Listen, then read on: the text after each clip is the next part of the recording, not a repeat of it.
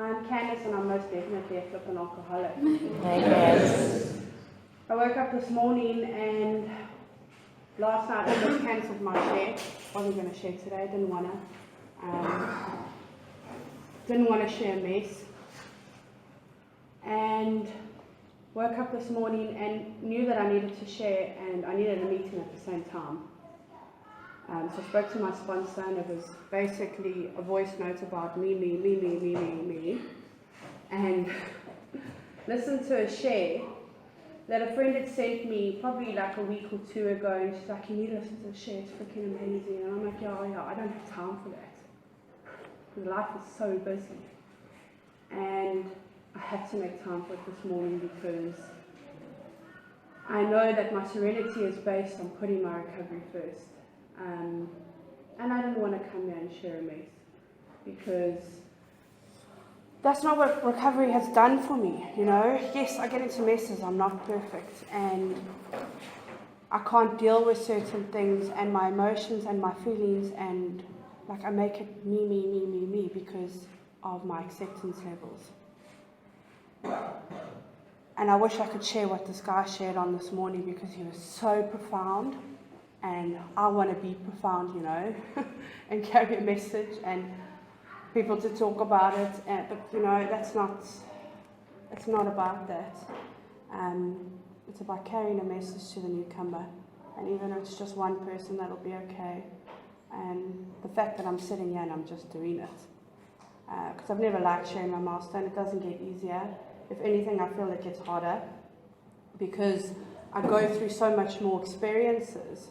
And I'm not different from someone that has their first day clean and 9 years. All I have is more experiences on what not to do and how to fix it through working the steps and, you know, working on a relationship with my higher power. So that's basically, like, if that was my 5-minute share, that's what it would be. But I have to share a bit about my story. And I'm going to try not to share too much on the past, and I say this every single year, but this year I've got it controlled. I've got my timekeeper here who's going to bump me and tell me when to stop at certain points. But yeah, I was born into a family where I have an older sister and a younger brother, and I was a middle child, and I always felt separate and apart of, and never fitted in, and felt they loved them more than me. And my mom and dad are still married today, so there was no divorce or any drama growing up. The only drama growing up was me, really, because I was the one that created it and made it about me. Went through school, hated it, never felt part of. Put on different masks along the way. You know, the feeling of, oh, I want to be like that person because they seem so happy and like their life is so amazing, so I need to be like that person and never really be me. And that was the story of my life. And it still can be my story because if I'm in that mindset and I'm not happy with me, I try to be like others. So I picked up my first drink when I was 11. I thought it was 13. I shared for many years that I was 13. But my friend that was actually there told me about 2 years ago, or 3, I don't even know when. She's like, no, we actually drank this time. And I don't remember. I don't remember. My dad... Going into my first treatment facility, my dad told me that he actually went into treatment when I was 2 years old. And I had no idea. You know, he wasn't in recovery. He didn't go to meetings. But he just didn't drink. And there was a bar at home upstairs that was like a shrine. And it was my mission in life to get to this bar. And like, because it was locked. It was locked on the one side, and there was no doors upstairs on the other side, but Candice made a plan, you know, climbing up along this little thin, long door, jumping over freaking, you know, where if my drug of choice, whether it was men, food, because my parents used to have chocolate, money, alcohol, drugs. If there was a way for me to get it, I would make sure that I got it. And I used to hop and think I was so clever refilling the really expensive bottles of like Johnny Black and that with tea. Because my dad doesn't drink, how would he know? And only years later owning that stuff.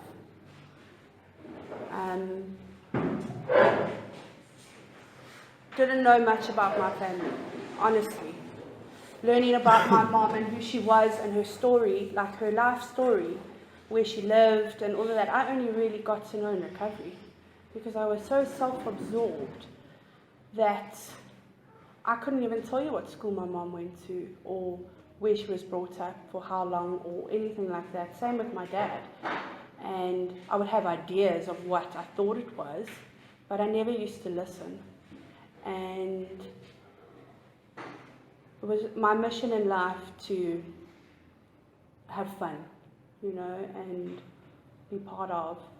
In high school, started becoming a woman, found that I was getting attention from men, which was nice, which is what I liked, because I'm an alcoholic, I love attention.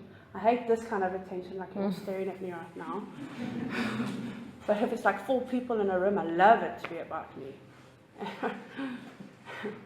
And when men started to notice me, I thought, oh, hang on, this is really, really nice. It's a nice feeling. And, doing things to impress, I thought if I could drink better than you as a woman, like I am the boss and I'm so cool. Got into relationships and obsessions, and every relationship I was in was an obsession, because it was all about me and what they could do for me and how they could make me feel and take away this feeling that I felt in the hollow pits of my stomach.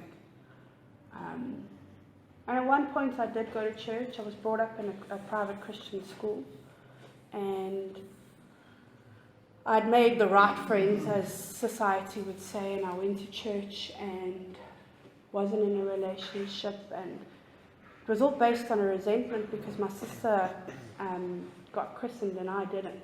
They forgot about me. And that is why I'm so mentally ill, because I didn't get christened when I was younger, God didn't bless me. And he was this big man that used to look down and judge me. But I was the only person judging myself, and the things that I did. People did judge me because of the things I did, but that was my doing. I put myself in that position. But going through church and looking and searching for something, but I didn't find it, because I'm an alcoholic. I searched for my whole life.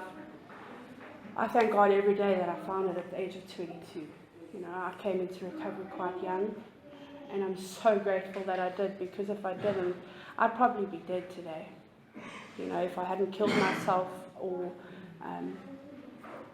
ended up in jail, which I did end up in jail. Not prison, but jail. That box was ticked, and I tried to kill myself. That box was ticked. So, the next one is death. I went to institutions after school. My first institution was when I was 18 years old. I was studying. I was in the most amazing relationship. The lady that introduced me to my ex, I adored her. She was incredible. She had fake boobs. She was a stripper. She had this house that was filled with stuff, but I'm telling you, hoarder stuff. I used to sit and use and drink, and it was amazing. I wanted this to be my life, and I used to watch her super glue her teeth back in. She was my idol. And that's my biggest fear, is of my teeth falling out, and in recovery, yeesh.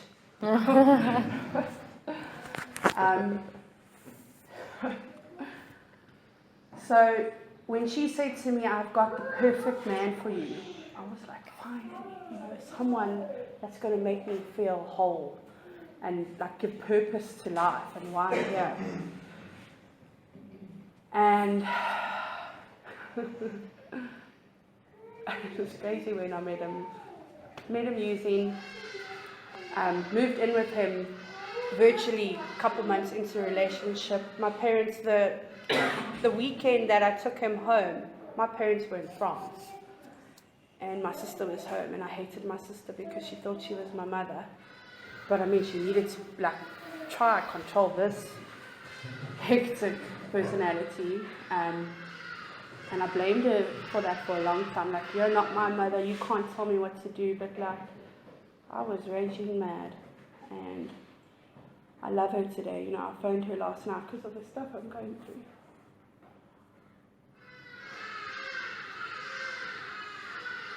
Sorry.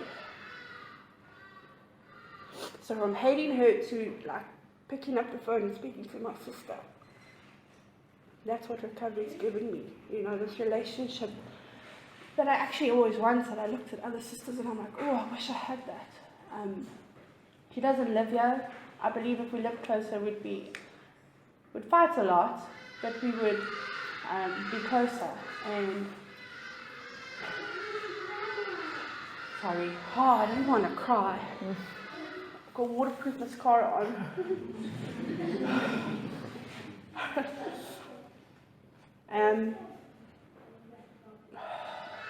So I brought my ex home and I locked her on the one side of the house and I caused havoc. And my parents flew back from France because of me. And that is how my parents met my ex. So from the word go, none of my friends, none of my family, everyone was like, what the fuck are you doing, Candice? Oh my God, I said I wasn't going to swear either. So I apologize, I can be very ladylike. Because recovery has taught me that as well.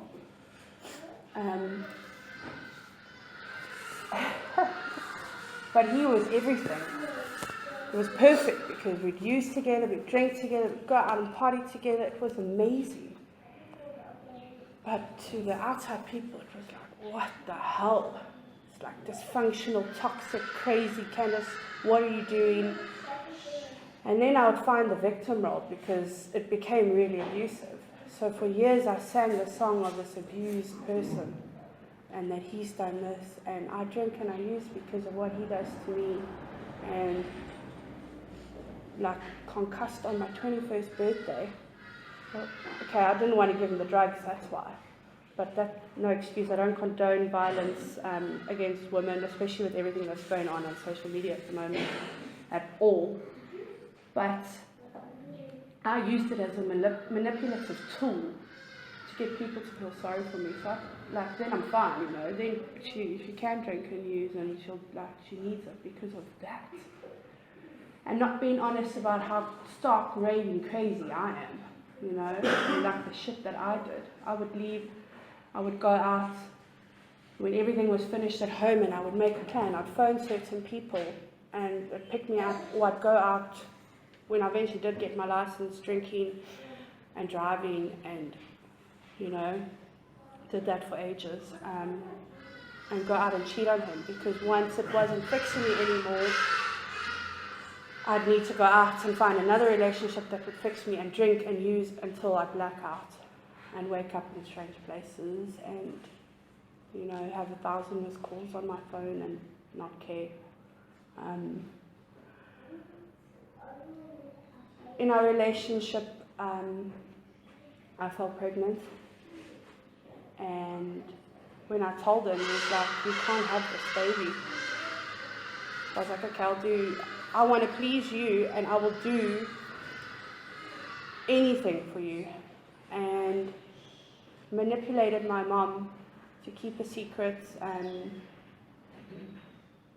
from my whole family, my dad, everybody, to go for an abortion. And I used to cry a lot about it, but you know, that was because of my guilt and shame. It's just part of my story now, and it was a huge catalyst because I tried to kill myself after that. I overdosed because then I was looking for ways. So I was at psychologists, they were giving me, and psychiatrists, and I was going for those things where you look on a screen and like your brain and, oh God, trying to figure out what's wrong with Candice and why she's like that, and take this tablet to feel normal. I can't take a tablet to feel normal because I need like 6 of them every and they're still not normal, so a tablet doesn't fix my alcoholism, and I figured that out. And he didn't visit me, so I tried to kill myself and ended up in hospital. I did it the wrong way because I had no clue. I thought I knew about life and how I needed to do things, and at the hospital the guy said, I can't discharge her, she needs to go into psychiatric ward, and I was like, no, I need to see him. It was crazy because that moment that I had with my mom in that hospital, I experienced in recovery with one of my friends that I was in treatment with, and I got a phone call the one night 3 years later, and she was drunk, and it was from a family member, and she'd been lying the whole time saying she was with me. And eventually broke into her flat, and she cut herself on the same arm, same place, and it was about the ex. It was crazy. It was like, that was a God moment for me, because I got to feel just a little tiny inch of what I put my mother through. Taking her to the emergency room, sitting there, crying, and no, but I need to phone him, give me your phone, like trying to get that fix. And, you know, I did that to my mom, not just in the hospital, but for years. And manipulated my way, wasn't ready. I was 18 years old in a treatment facility that suggested I go to meetings, but I don't need a meeting. I don't have a problem. I'm not an alcoholic. He's the problem, and I'm depressed. I'm manic depressive. So I sat in an art room. I was supposed to stay for 21 days, and I manipulated to get out by 2 weeks.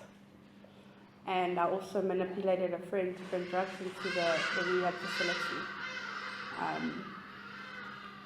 Even though they'd ring a little bell and we'd all line up for meds, Candice needed more.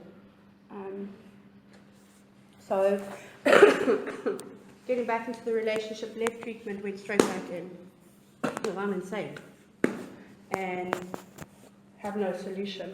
And he was my solution, and drugs and alcohol were my solution, so I went straight back to that. And fell pregnant again. And that's where my daughter comes from. And when I fell pregnant, I had no idea how selfish I was until I did my step work about my pregnancy, because I still drank. I used the justification of the guy, and he's saying that you could have 1 glass of red wine.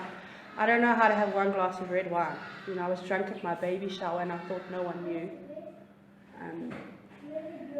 And by the grace of God, she was born and she was fine.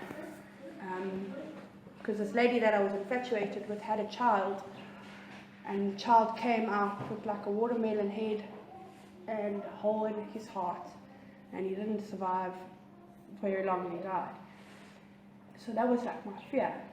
And she came out and she was beautiful, she was perfect, and I thought, here's my chance, I'm going to get my shit together. So I moved back home, and my dad didn't talk to me my whole pregnancy. I didn't really have a relationship with my parents. Like I said before, I didn't know about them. I was just there. And when I wanted something, I would manipulate and be all sweet and kind and loving like people thought Candice was, and get what I wanted to get. You know, me. And that's what I've discovered in recovery, is that I don't have to have alcohol, drugs, any of those outside things to be stark raving mad. You know, alcohol and drugs like this guy shared about, is like an anesthetic for the feelings. Because I actually didn't know how to deal with those feelings. And in recovery, dealing with feelings through the 12 steps, you know, through a sponsor that I need a phone, and you know, learning about that, and that it's all about me, and I am the problem. So I went to another treatment facility eventually when my daughter was 2 years old. Knew the steps were there, didn't want to do them, didn't do them, sat there, didn't do them. They weren't really controlled. And left and knew that there was a solution, because I was going to a meeting every single night in that facility. And knew that I was going to drink, and knew, so I asked if I could go to a halfway house. And I went to a halfway house and still lined up every day with my medication. So I wasn't actually clean and sober because I was still taking the meds. And going to meetings, got involved in a relationship with a married man that I was in treatment with. My daughter was with my mom this whole time. Literally, like Scopper is to Freeland Park, that far away, and I didn't go visit her once. Her school was just around the corner. I didn't go pick up once. I did nothing all day long. Stayed in that, and you had freedom to do stuff, but I did nothing. I went shopping, you know, because that can also be a fix. And I ended up relapsing and lying about it. And when the truth came out, I was like, okay, you can't be here in Joburg anymore, because I'm Joburger. Can't be in Joburg anymore. Candice needs to be sent away. And I got the option of 2 different rehabs, and I chose Durban because it was closer to Joburg than Cape Town. So, and also because someone I knew in the halfway house had gone to this treatment facility, and rocking up there was like surreal. It was like I came through the doors and parents went to the office, and there's Candice outside. Chloe was with me, but I paid no attention to her. And everyone was outside laughing, playing. There was a lady sitting in the corner that I knew from Joburg. And then a little later, there was a man that was in the fellowship that was at this treatment facility that was from Joburg. And I was like, oh, cool. And he came up to me and he's like, don't tell anybody that I'm here. I was like, okay. I had to learn, keep secrets, keep you sick. Don't keep people's secrets. Put it in your safe 11. Because I'm sick enough on my own. And to keep other people's secrets over the years, I've learned, don't want to go down that. And did my first 4 steps in treatment, and was still oblivious. No clue. My first 4 steps were about my ex. And a concern group came through because I'd gotten special permission before step 5 to go out, because my folks had come and we went to a Shaka because I needed to see my daughter, you know. I haven't seen her in a month, and I am her mother. I needed to see my daughter, and we were there, and the whole time I was there, I obsessed about 2 rand from my mom so I could get onto a ticky box and phone my ex.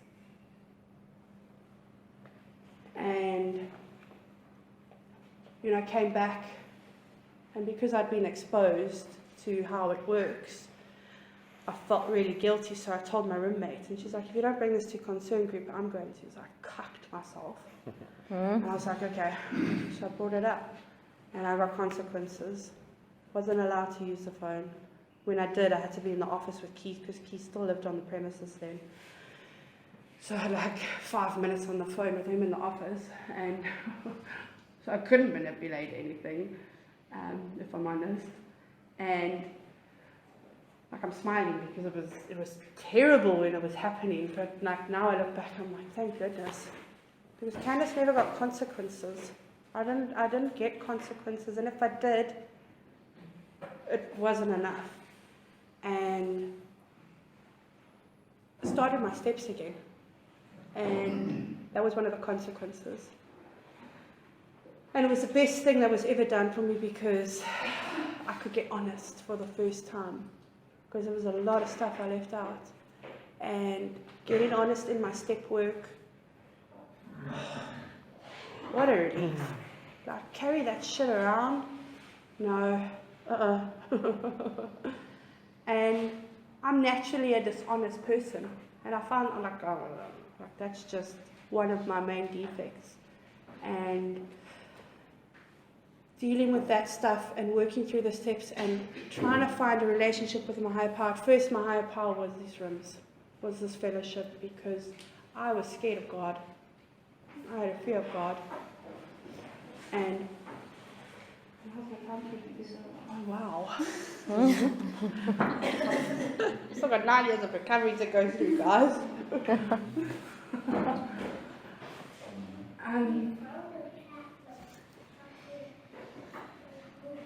There was my counselling treatments. This was also a pinnacle point in my recovery. I went and I was talking to her, and I was starting to wake up a little bit. And I was only there for 28 days in the beginning. And she sat down with me outside and she's like, so why didn't you stay another month? And I was like, no.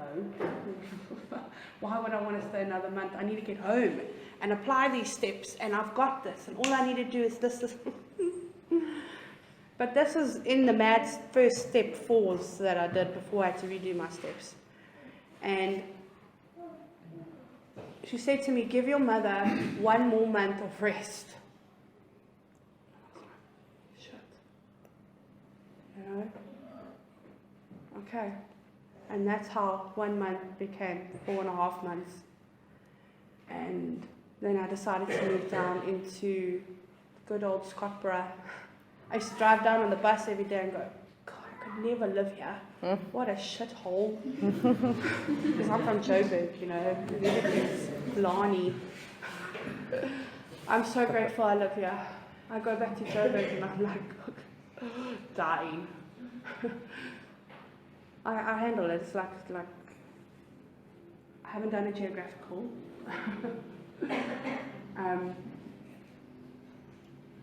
And when I moved down, there was a halfway house that had just changed over from a women's halfway house to a men's halfway house. There was a whole bunch of fresh guys out of treatment in the halfway house.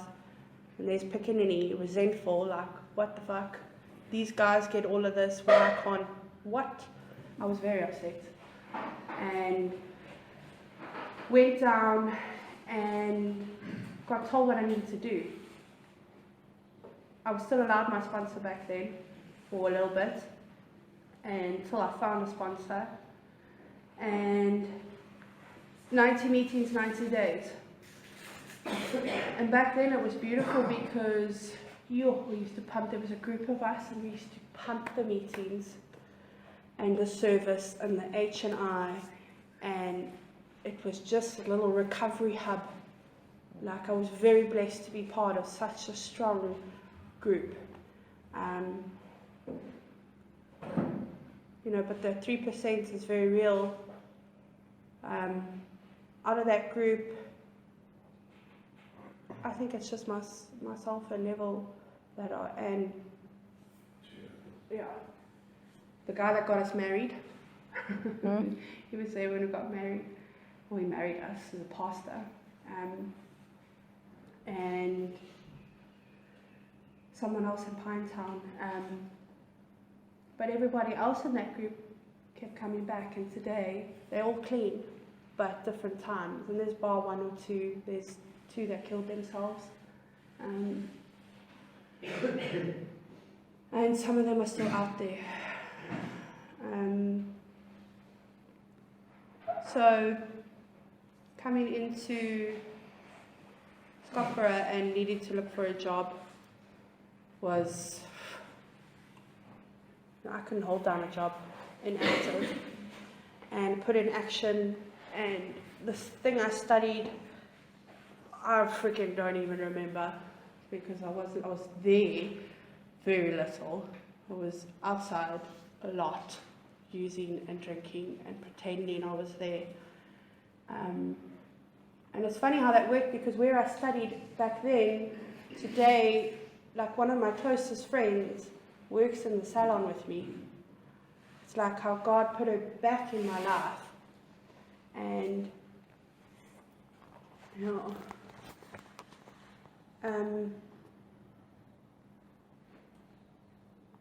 work, okay, biggie. I got involved in a dishonest relationship in my first year. There's a suggestion that you don't get involved in a relationship, and it's there for a reason. And I love the attention.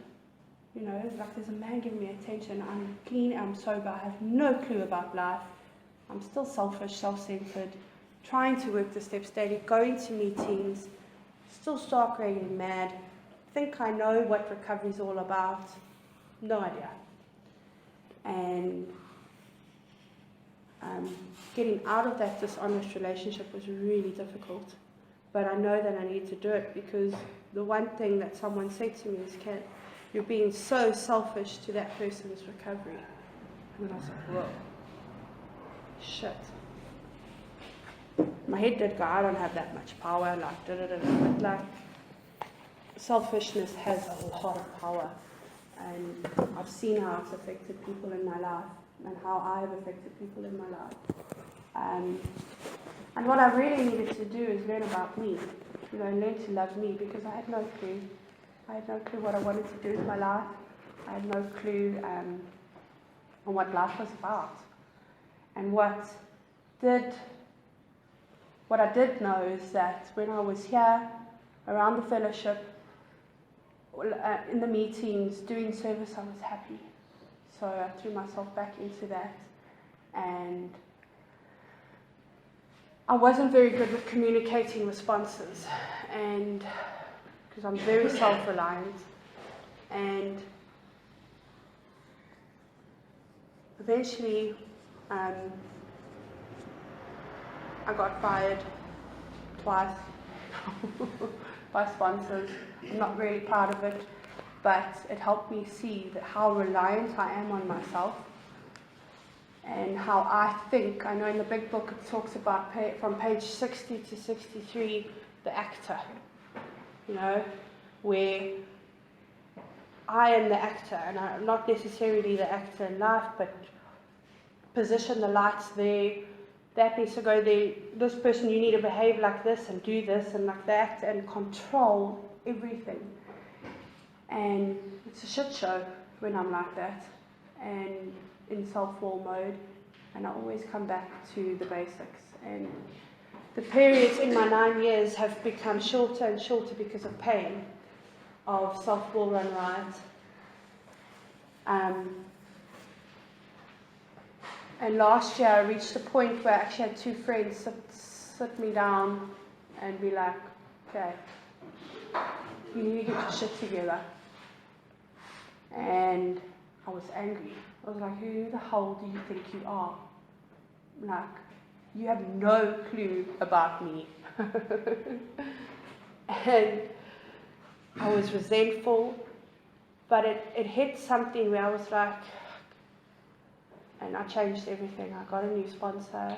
I went straight back to basics meetings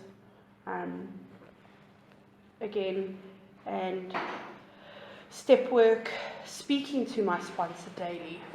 And the person that I phoned and asked at first, she was like, I can't sponsor you, I've got too many sponsors. I'm like, no, please, I need you. And I was that desperate for her to sponsor me as I was when I came in. And I was like, I will do anything. And I do. Because I need this. I need my recovery because without my recovery, everything starts picking off. Work insanity, family insanity, like me is first insanity, obviously, and it's like a ripple effect. Until I'm like, okay, well, I know what to do, and it's that simple. It's really that simple that I need to come back and be like, sit my ass in this chair and listen and do what I'm told and work on a relationship with my higher power, because a relationship with my higher power is like any relationship. If I'm not speaking to you as often as I need to, when I'm around you, I'm awkward. I don't know what to say, and that's just how I've seen my relationship with my higher power. And if I'm in constant contact, it's easy. It's so nice. It's like life is breezy, yeah. And I can just get on with things easier. And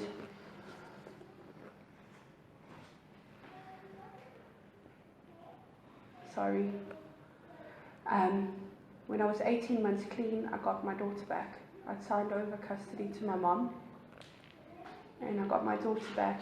And that was the last time I got fired by a sponsor, because I didn't phone her. I didn't speak to her about my stuff.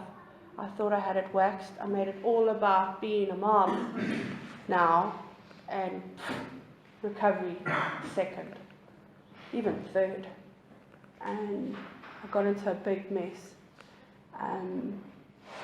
We had to come back to basics, and she came to all the meetings with me. She was brought up in these meetings, so she knows a lot and knows how to manipulate me. And I was reading the other day, I was sitting down showing my friend, my son as well. There's a weekly news at school, and in every single weekly news he goes, and he went to a meeting, and he loves it. Like some days I'm like, I don't want to go to a meeting, and he's like, Mom, I want to go to the meeting. Like, when we're going to the meeting, I'm like, no, we're not going to the meeting today. I'm like, if only I would do that. So some days I really rock up here because he's nagged me to be here. And that's God, because he knows I need to be here.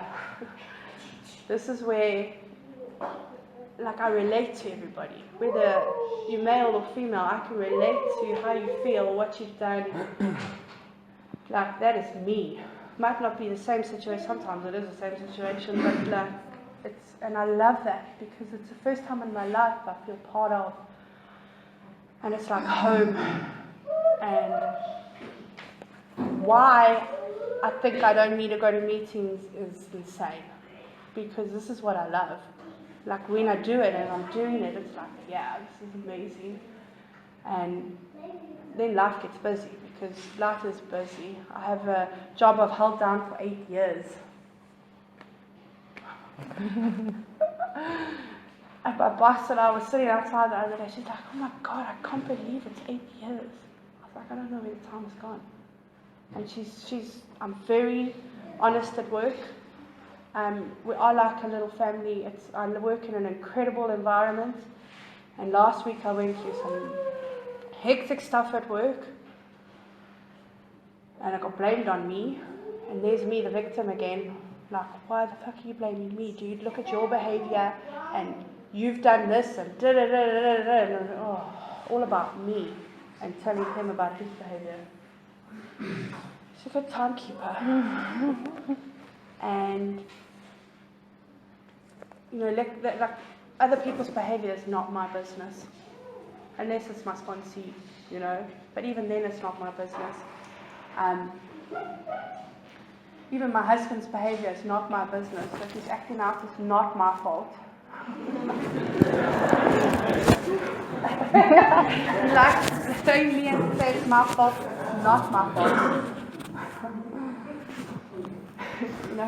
Dating someone else in recovery, I thought it would be incredible.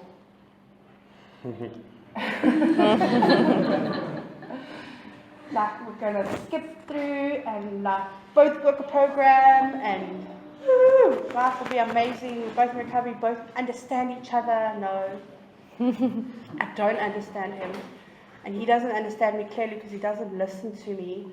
If only he would listen to me, his life would be amazing, and so would mine. You know, that actor again. Oh, if only I'd listened to my sponsor. That's it. Gotta keep it like that. Whatever my sponsor says is 100% right. Always. Because I have ideas. Candice has big, grand ideas. But, you know, when Candice has ideas, God laughs. And I'm grateful that I can see that because we are moving into, like I like to call it my dream house in the end of October. It's incredible. And I am cucking myself. Like I thought I'd be so happy and like, oh my God, this is going to be amazing. And I'm like, oh, how are we going to afford it? Like, I was earning less than $1,000 salary when I came into recovery. I'm not going to tell you what my salary is now, but it's a whole lot more. It's not a lot more. I wish it was. But I have been looked after always and more. Always brides at my house. Always been looked after. And I don't need, I need to be responsible. And I've gone through experiences with finances where I need to put in action. But I've always been looked after. So I stress myself out for nothing. And faith is very important right now with me, with letting go. Because I really don't. I think I know what's going to happen, but it turns out so much better when I let go. I have incredible friends today. My relationship is okay today because when I'm in a bad space, it's all his fault. And he's the one that's like an asshole. And I'm behaving like this because you're an asshole. And it's not. I'm just an alcoholic. And I'm not working my goddamn program, you know, in real honesty. And when I am, things are incredible. Relationships with work, relationships with my kids. I have no control over whatsoever with their behavior. Yes, I can have boundaries. Boundaries are very important. But I have no control over that. And that's what I learned last night. And my family, geez, I've got everything. I don't have a really nice car, like, and that's where my addict or my alcoholic is sitting. Like, if only I had this car, it would be perfect. And that's why God's like, yeah, stay down. And you know, I'm really blessed today because I've done life clean and sober, and I've managed to do it and come out being happy and joyous, and I'm very grateful for these rooms and my friends. I'm very, very blessed in this fellowship because 2 weeks ago I was like, fuck this fellowship. You're all a bunch of wankers, and it's not about me, and I was upset, eh? And my sponsor just laughs at me. I'm like, you don't understand. And I do, because it's not about me. Like, it really isn't. And this fellowship has been there more for me over the years than anybody else in my life. And I'm really grateful for that, because I'm mad and I need the fellowship. And yeah, I think I'm going to stop. Thanks for listening.